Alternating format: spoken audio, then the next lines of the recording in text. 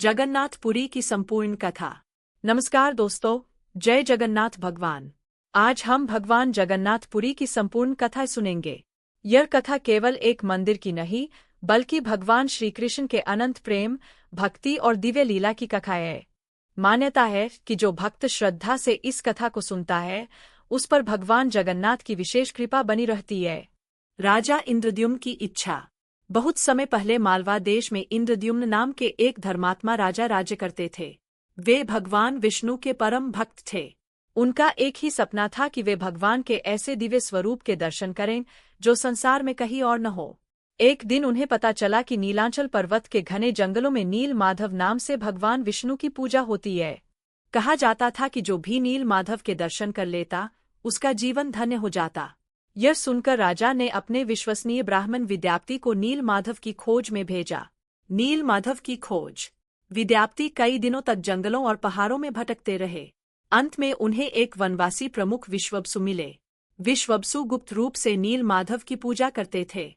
पहले तो उन्होंने स्थान बताने से मना कर दिया, लेकिन बाद में विद्यापति को आंखों पर पट्टी बांधकर नील माधव के दर्शन कराने ले गए। विद्यापति बहुत बुद्धिमान थे। उन्होंने रास्ते में सरसों के बीज गिरा दिए। कुछ दिनों बाद उन बीजों से पौधे उगाए और मार्ग दिखाई देने लगा। वापस जाकर उन्होंने राजा इंद्रद्युम्न को सारी बात बता दी।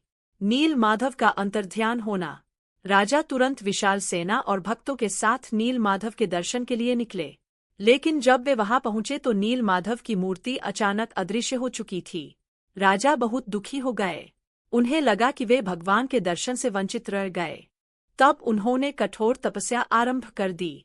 कई दिनों तक उपवास और भगवान का स्मरण करते रहे। भगवान का दिव्य आदेश।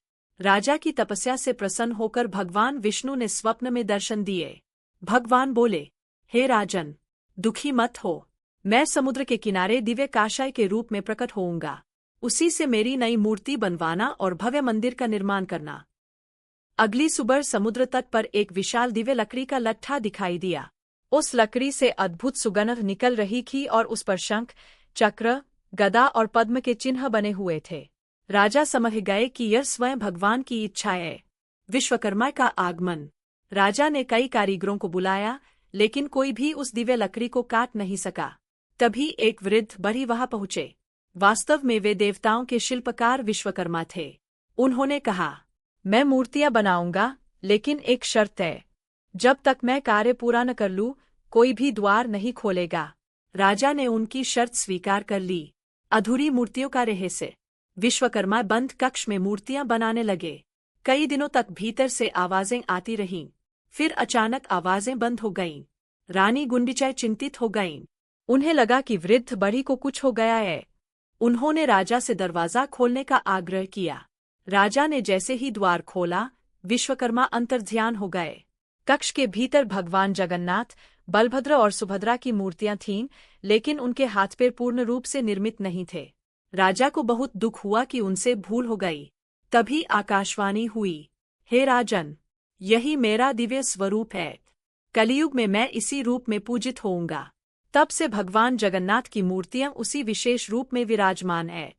भगवान जगन्नाथ का स्वरूप। कहा जाता है कि भगवान जगन्नाथ स्वयं श्री कृष्ण हैं। बलभद्र जी उनके बड़े भाई हैं और सुभद्रा जी उनकी बहन हैं। इन तीनों का एक साथ विराजमान होना भाई बहन के प्रेम और पारिवारिक एकता का प्रतीक माना जाता है।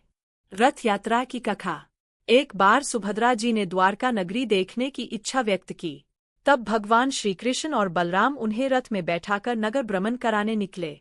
इसी दिव्य लीला की स्मृति में हर वर्ष जगन्नाथ रथ यात्रा निकाली जाती है। विशाल रथों पर भगवान जगन्नाथ, बलभद्र और सुभद्रा विराजमान होकर नगर भ्रमण करते हैं। लाखों श्रद्धालु रथ की रस्सी खींचते हैं। मान्यता है कि श्रद्धा से रथ खींचने वाला भक्त भगवान की विशेष कृपा प्राप्त करता है। महाप्रसाद का चमत्कार। जगन्नाथ मंदिर का महाप्रसाद विश्वभर में प्रसिद्ध है। कहा जाता है कि यहाँ माता लक्ष्मी स्वयं भोजन बनवाती है। मंदिर की रसोई में सैकड़ों मिट्टी के बर्तनों में भोजन पकता है। आश्चर्य की बात यह है कि ऊपर रखा हुआ बर्तन पहले पक जाता है और नीचे वाला बाद में। भक्त इसे भगवान की दिव्य लीला मानते हैं। 4 धाम में महत्व। जगन्नाथपुरी भारत के 4 पवित्र धामों में से एक है। मान्यता है कि बद्रीनाथ, द्वारका, रामेश्वरम और जगन्नाथपुरी की यात्रा करने से मनुष्य का जीवन सफल हो जाता है।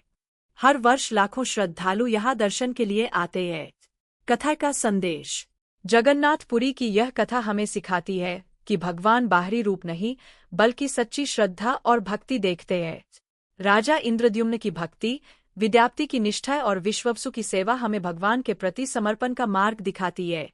जो भक्त सच्चे मन से भगवान जगन्नाथ का स्मरण करता है, उसके जीवन में सुख, शांति और आध्यात्मिक उन्नति का मार्ग खुलता है। बोलिए भगवान जगन्नाथ जी की जय।